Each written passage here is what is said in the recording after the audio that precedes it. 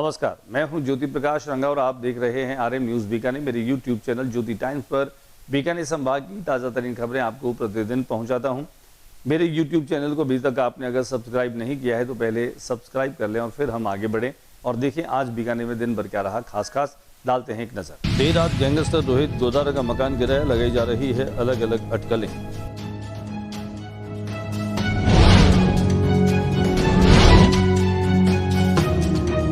Bikaner range police की बड़ी सफलता, 30 दिनों में 100 गुमशुदा मोबाइल बरामद, वास्तविक मालिकों को लौटाए।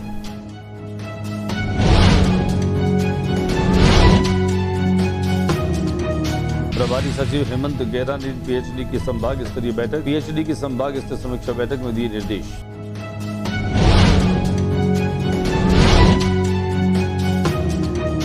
जसोसर मंडल द्वारा नगर निगम के आयुक्त को वार्ड 43, 56 और 57 में दो समस्याओं के समाधान हेतु दिया ज्ञापन।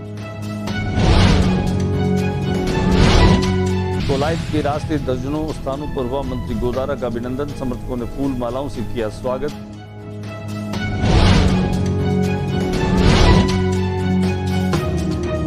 कैबिनेट मंत्री सुमित गोदारा की कोलायत में जन सुनवाई में हंगामा।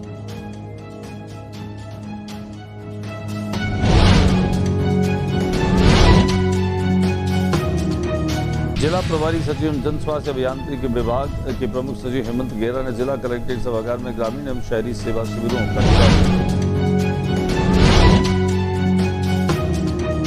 नहर में पैर फिसलने से 16 वर्षीय किशोर की डूबकर मौत।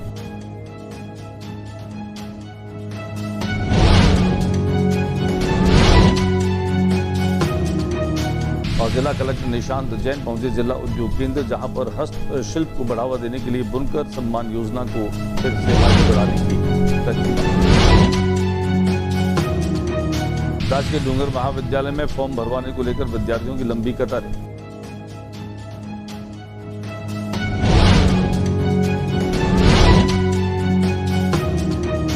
खेलो बीकानेर 3.0 का शानदार आगाज, पैरा आर्चर विश्व के नंबर 1 शीतल देवी पहुंची उद्घाटन मौके।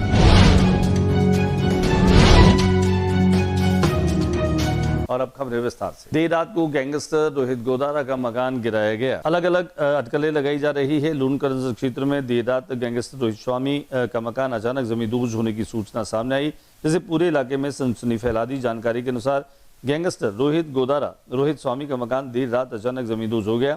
मंगलवार सुबह घटना की जानकारी मिलते ही मौके पर लोगों की भीड़ जुट गई और पूरे क्षेत्र में चर्चाओं का दौर शुरू हो गया। स्थानीय लोगों के अनुसार देर रात मकान ध्वस्त होने की सूचना मिली। हालांकि मकान किन परिस्थितियों में गिराया गया, उसके पीछे कौन लोग हैं, इसका अभी तक खुलासा नहीं हो पाया। घटना के बाद तरह तरह की अटकलें लगाई जा रही है, लेकिन किसी भी दावे की आधिकारिक पुष्टि नहीं हुई। मामले में प्रशासन ने स्पष्ट किया कि मकान गिराने की कार्य में उसकी कोई भूमिका नहीं है। प्रशासन के इस बयान के बाद घटना और भी रहस्यमयी हो गई। अब पुलिस और संबंधित एजेंसियां पूरे घटनाक्रम की जांच कर रही है तथा आसपास लगे सीसीटीवी कैमरों और अन्य साक्ष्यों के आधार पर तथ्य जुटाने का प्रयास किया जा रहा है। फिलहाल ये साफ नहीं हो सका कि मकान गिराने के पीछे क्या वजह रही और किसका हाथ है। नाम सुना नहीं, कोई चोर कतरा हो तो पता नहीं। जो जिस तरह से आज मकान तोड़ा है, बताओ। मेरे पास कोई रिपोर्ट आएगी तो जिले में थाने पे जाए, कार्रवाई करें। जिस किसी का मकान टूटा है नहीं टूटा है, अपने थाने में जाके मुकदमा दर्ज कराए। जिसका भी कोई जाता है तो संज्ञेय अपराध कोई बंदा पाया जाता है, किसी के खिलाफ दर्ज करें। बीकानेर जिले का नामी बदमाश में उसकी गिनती है। पुलिस 24 घंटे उस पर बहुत सारे भगोड़े हैं, बहुत सारे 24 घंटे उस पर निगरानी रखती है। और आप ये कह रहे हैं कि बहुत सारे हमें भगोड़े जानकारी नहीं है उसके बारे में। 100 के करीब भगोड़े, इस तरह के भगोड़े हमारे पास 100 के करीब है। ऑफिशियल इन्फॉर्मेशन नहीं है अभी किसका टूटा मकान आप जाके प्रशासन की कार्रवाई, सर प्रशासन की कोई कार्रवाई नहीं है गई है। आपको किसने कोई तोड़ा रिपोर्ट देगा तो कार्रवाई करेंगे। बीकानेर रेंज पुलिस की बहुत बड़ी सफलता जो है वह मिली है। 30 दिनों में 100 गुमशुदा मोबाइल बरामद किए गए और वास्तविक मालिकों को लौटाए गए। बीकानेर रेंज पुलिस ने गुम हुए मोबाइल फोन बरामद करने के अभियान में बड़ी सफलता हासिल की। पुलिस ने central equipment identity register CEIR portal के माध्यम से पिछले 30 दिनों में 100 गुमशुदा मोबाइल फोन ट्रेस कर बरामद किए और उन्हें उनके वास्तविक मालिकों तक पहुंचाया। हो सकते हैं, चोरी के भी हो सकते हैं। एक तो सर छीना झपटी 100 है और ये बीकानेर जिले के हैं, बीकानेर रेंज के ज्यादातर बीकानेर जिले के हैं। सर कुछ लाके जमा कराए हो संभाग के, हाँ कुछ ऐसे भी होंगे फोन तो प्रभारी सचिव से हेमंत गेरा ने पीएचडी की संभाग स्तरीय बैठक ली। पीएचडी की संभाग स्तरीय समीक्षा बैठक में निर्देश भी दिए, जिनमें जल जीवन मिशन को लेकर के उन्होंने खास निर्देश दिए। जिला प्रभारी सचिव एवं जन स्वास्थ्य अभियांत्रिकी विभाग पीएचडी के प्रमुख सचिव श्री हेमंत गेरा ने मंगलवार को कलेक्ट्रेट सभागार में आयोजित विभाग की संभाग स्तरीय समीक्षा बैठक में अधिकारियों की जन सुनवाई और विकास कार्यों के प्रति अधिक संवेदनशील और जवाबदेह बनने के निर्देश दिए। उन्होंने कहा कि जब मैं स्वयं संपर्क पोर्टल 10 शिकायतों में प्रतिदिन 5 शिकायतकर्ताओं से बात कर उनकी समस्या जान सकता हूं, तो संबंधित अधिकारी ऐसा क्यों नहीं कर सकते। उन्होंने स्पष्ट किया, शिकायतकर्ताओं से सीधे संवाद करने से शिकायतों का गुणवत्तापूर्ण निस्तारण सुनिश्चित होगा तथा आम जन का विश्वास भी मजबूत होगा। बैठक में संपर्क पोर्टल, जल जीवन मिशन, अमृत 2.0 बजट घोषणाओं, कर्म भूमि से मातृभूमि योजना, विभागीय कार्यों तथा समाचारों में प्रकाशित शिकायतों की विस्तृत समीक्षा की गई। आज जसोसर मंडल के द्वारा नगर निगम आयुक्त को वार्ड संख्या 43, 56 और 57 की विभिन्न मूलभूत समस्याओं के समाधान हेतु ज्ञापन दिया गया। निगम को चेताया गया कि अगर समाधान नहीं होगा तो आगामी दिनों में जन आंदोलन भी होगा। पश्चिम विधानसभा क्षेत्र की जसोसर मंडल कांग्रेस कमेटी की वार्ड संख्या 43, 56 और 57 लंबे समय से बनी सीवर जाम, सड़क सफाई और नालियों की बदहाल स्थिति को लेकर नगर निगम आयुक्त को ज्ञापन सौंपकर शीघ्र समाधान की मांग की गई। कांग्रेस पदाधिकारियों ने चेतावनी दी, अगर समस्याओं का समय रहते निराकरण नहीं किया गया तो क्षेत्रवासी जन आंदोलन, नगर निगम कार्यालय का घेराव और धरना प्रदर्शन करने के लिए मजबूर होंगे। आज जसोसर मंडल द्वारा एक ज्ञापन दिया जा रहा है, जिसमें वार्ड नंबर 43, 56, 57 मुख्य मांग हमारी यही है कि ये पिछले 1.5-2 सालों से ना तो सफाई हो रही है, सिविल लाइन जाम है, जसोर गेट की मुख्य सड़क पुगड़ फांटे की तरफ जा रही है। वहाँ तीनों वार्ड के लोग की शमशान भूमि का है। वहाँ लोग जो भूमि शमशान भूमि में जो शव यात्रा करते हैं, लेके जा रहे हैं, उसमें ही ले जाने में समस्या आ रही है। तो हम प्रशासन से मांग करते हैं कि वो जो सिविल लाइन जाम है वो आज तुरंत प्रभाव से ठीक कराई जाए, साफ सफाई तुरंत प्रभाव से कराई जाए। यदि समय रहते प्रशासन द्वारा यदि कोई हमारी मांग पूरी नहीं करी गई तो इस मुख्य सड़कों पे जाम करेंगे, नगर निगम का ताला लगा देंगे। यदि काम करने में सक्षम नहीं है तो इनका कोई अधिकार नहीं है सीट पर बैठने का। कोलायत के रास्ते में दर्जनों स्थानों पर खाद्य नागरिक आपूर्ति मंत्री सुमित गोदारा का सम्मान और अभिनंदन किया गया। फूल मालाओं से उन्हें लाद दिया गया। स्वागत उनका नोखा खाजूवाला डूंगरगढ़ के बाद कोलायत पहुंचे।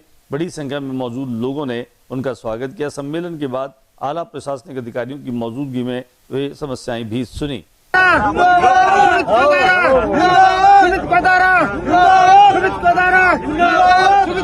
कोलायत में सुमित गोदारा का जन सुनवाई का कार्यक्रम रखा। जन सुनवाई के दौरान जो है वो हंगामे की स्थिति बन गई। खाद्य नागरिक आपूर्ति मंत्री सुमित गोदारा मुख्य अतिथि मंगलवार को कोलायत पंचायत समिति परिसर में आयोजित लाभार्थी सम्मेलन और जन सुनवाई कार्यक्रम के दौरान स्थानीय कार्यकर्ताओं ग्रामीणों ने विभिन्न जनहित के मुद्दों को लेकर अपनी नाराजगी दर्ज कराई। कार्यक्रम प्रारंभ होने से पूर्व भाजपा विधायक अंशुमान सिंह भाटी से जुड़े कार्यकर्ताओं एवं स्थानीय नागरिकों ने कार्यक्रम के बैनर और प्रचार सामग्री में क्षेत्रीय विधायक का फोटो शामिल नहीं किए जाने तथा कार्यक्रम में विधायक की अनुपस्थिति को लेकर मंत्री सुमित गोदारा के समक्ष कड़ी आपत्ति दर्ज कराते हुए जवाब तलब किया। कार्यकर्ताओं का कहना था कि क्षेत्र के निर्वाचित जनप्रतिनिधि की उपेक्षा स्थानीय जनता की भावनाओं के विपरीत है। स्थिति को देखते हुए मंत्री सुमित गोदारा स्वयं सभागार में उपस्थित कार्यकर्ताओं के बीच पहुंचे, उनकी बात गंभीरता से सुनी। उन्होंने सभी विषयों पर सकारात्मक विचार करने तथा संबंधित मुद्दों के समाधान का आश्वासन दिया।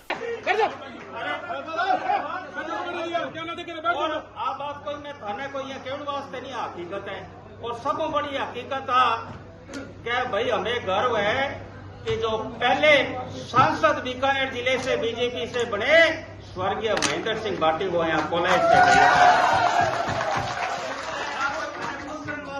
हकीकत बात है। नहर में पैर फिसलने से एक 16 वर्षीय युवक की डूब करके जो है वो मौत हो गई। लूणकरसर थाना क्षेत्र के बामनवाड़ी गांव में एक दर्दनाक हादसे में 16 वर्षीय किशोर की नहर में डूबने से मौत हुई। पुलिस के अनुसार परिवादी मांगी लाल रिपोर्ट में बताया कि उनका 16 वर्षीय पुत्र रामकिशन खेत में काम कर रहा था। काम के दौरान प्यास लगने पर नहर से पानी पीने के लिए नीचे उतरा। इसी दौरान उसका पैर फिसल गया और वह गहरे पानी में जा गिरा। आसपास मौजूद लोगों ने उसे बचाने का प्रयास किया, लेकिन तब तक वह पानी में डूब चुका था। सूचना पर पुलिस मौके पर पहुंची, शव को बाहर निकलवाकर पोस्टमार्टम कराए, बाद में शव परिजनों को सुपुर्द कर दिया गया। राजकीय डूंगर महाविद्यालय में एडमिशन फॉर्म को लेकर के आज लंबी कतारें विद्यार्थियों को देखने को मिली।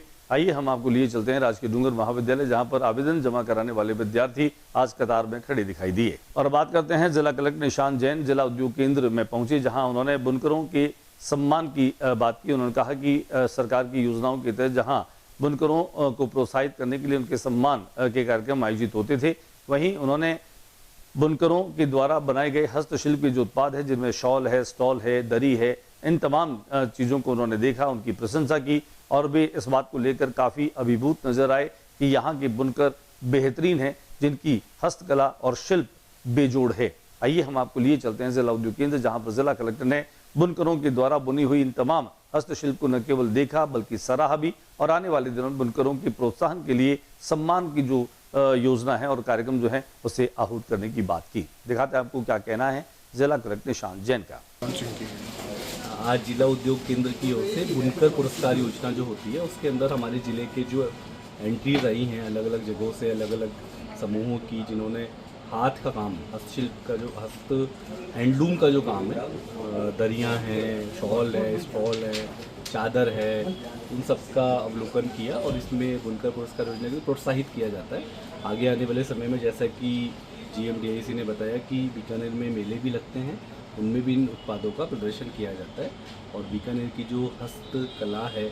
और बात करें बीकानेर में खेलों के सबसे बड़े आयोजन खेलो बीकानेर 3.0 तीसरे साल लगातार आयोजित होने वाले इस खेल का उद्घाटन बीकानेर के पुष्कर स्टेडियम में हुआ। हजारों खिलाड़ियों के बीच में कार्यक्रम का उद्घाटन करने के लिए विश्व की नंबर 1 महिला पैरा तीरंदाज खिलाड़ी शीतल देवी पहुंची। जब वे यहां पर पहुंची तो खिलाड़ियों के बीच अपने अभिवादन को देकर के वे केवल अभिभूत हुई बल्कि उन्होंने अपनी प्रसन्नता भी जाहिर की। कार्यक्रम में संयोजक रविंद्र हर्ष ने जानकारी देते हुए बताया कि 18 खेल अलग अलग खेल मैदानों पर आयोजित किए जाएंगे। वहीं इससे जुड़े भारतीय तीरंदाजी टीम के कोच अनिल जोशी ने बताया कि शीतल देवी एक ऐसी खिलाड़ी है जिस पर पूरे भारत को नाज है। उन्होंने कहा कि खेलों का एक ऐसा वातावरण बीकानेर में बने कि हर घर से खिलाड़ी निकले। उन्होंने ये भी कहा कि जब तक इस तरह की स्पर्धाएं और आयोजन नहीं होंगे तब तक हम ये बात केवल कल्पना ही कर सकते हैं। उन्होंने कहा खेलो बीकानेर करवाने के पीछे उद्देश्य भी यही है कि बीकानेर में ज्यादा से ज्यादा खिलाड़ियों को प्रतिस्पर्धात्मक माहौल मिले। कुल मिलाकर के रंगारंग सांस्कृतिक कार्यक्रम के साथ में कार्यक्रम का शुभारंभ हुआ, जिनमें शानदार मार्च पास्ट हुआ, योग का प्रदर्शन हुआ, कूड़ो खिलाड़ियों ने शानदार प्रदर्शन किया, तो वहीं अनूप जलोटा एकेडमी के माध्यम से भजन जैमिंग के माध्यम से तमाम उपस्थित लोगों को भक्ति रस से सराबोर कर दिया। कार्यक्रम में जहां लोटस डेयरी के मैनेजिंग डायरेक्टर अविनाश मोदी ने कहा कि लोटस हमेशा खेल और खिलाड़ियों के साथ है, वे ऐसे किसी भी आयोजन में अपना पूरा सहयोग करने की कोशिश करेंगे।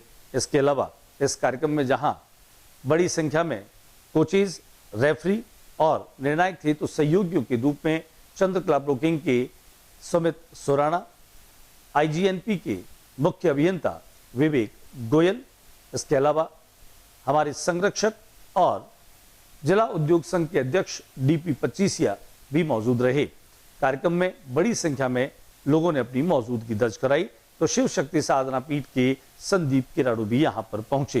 कुल मिलाकर के कहा जा सकता है कि हजारों की तादाद में पहुंचे खिलाड़ी, प्रशिक्षक और अभिभावक, जिन्होंने इस खेल के सहभागी बनकर के बीकानेर में खेलों का एक नया अध्याय जो है वो लिखा, एक इतिहास बन रहा है। और इसमें अगले 5 दिनों तक अलग अलग स्थानों पर अलग अलग खेल स्पर्धाओं के आयोजन होंगे, जिनमें आज PSD मार्शल आर्ट एकेडमी में कूडो चैंपियनशिप का आयोजन हुआ। बैडमिंटन खेल जो है वो लोडा मोडा स्पोर्ट्स कॉम्प्लेक्स में शुरू हुए। वहीं फुटबॉल की स्पर्धाएं पुष्कर स्टेडियम में चल रही है, तो बॉक्सिंग जो है वह भी पुष्कर स्टेडियम में संचालित हो रही है। MM ग्राउंड के तरन ताल पर तैराक की स्पर्धाएं होंगी, तो वही तीरंदाजी की स्पर्धाएं एकलव्य तीरंदाजी एकेडमी परिसर में चल रही है। कुल मिलाकर के बीकानेर में इन दिनों खेलो बीकानेर की धूम है। खेलो बीकानेर के उद्घाटन अवसर पर गौसेबी परम गोभक्त देवकिशन चांडक भी मौजूद रहे। खास तौर से उन्होंने इस कार्यक्रम को लेकर के अपनी प्रसन्नता जाहिर की। उन्होंने कहा कि सनातन संस्कृति के मूल्यों के संरक्षण के लिए खेल और खेल मैदान भी आवश्यक है। फुटबॉल की खुमारी में रोमांच में खोया है और बीकानेर खेलो बीकानेर के साथ जुड़ा है। आज की इस बेहद खूबसूरत बेला में जब बीकानेर का जज्बा, संघर्ष करने का जज्बा, हमारे विशेष सहयोगी JP व्यास जी भी हमारे बीच में आ गए हैं। आपका भी स्वागत और अभिनंदन है। आप भी पूरा, मैं बाकी कहूंगा जो सोफे खाली रखे हैं हमारे, जो अच्छा अब जो हमारा एक छोटा सा हमारे बीच में नहीं है, लेकिन इस आयोजन को सफल बनाने में उनका बहुत होता है, लेकिन एक शहर को आगे बढ़ाने के लिए, प्रतिभाओं को आगे बढ़ाने के लिए और हर यूथ को आगे बढ़ाने के लिए आप तक मैसेज करना चाहूँगा। आज ये जो खेलेगा बीकानेर बढ़ेगा बीकानेर 3.0 का उद्घाटन समारोह है, इसमें यहाँ उपस्थित होना हम सभी लोगों के लिए बहुत गर्व का विषय है। तो मैं ज़्यादा तो नहीं कहूँगी, मैं सभी को ये कहना चाहती हूँ कि बीकानेर में इतना अच्छा है, स्पोर्ट्स को इतना मानते हैं, आइए खेलिए बीकानेर में और आगे बढ़िए। अनिल सर इतना करते स्पोर्ट्स के लिए, तो मुझे नहीं लगता। आज के बुलेटिन में बस इतना ही। अगले बुलेटिन में नई गतिविधियों के साथ SMS चैनल पर फिर मुलाकात होगी। न्यूज रूम से ज्योति प्रकाश रंगा को इजाजत दीजिए। नमस्कार।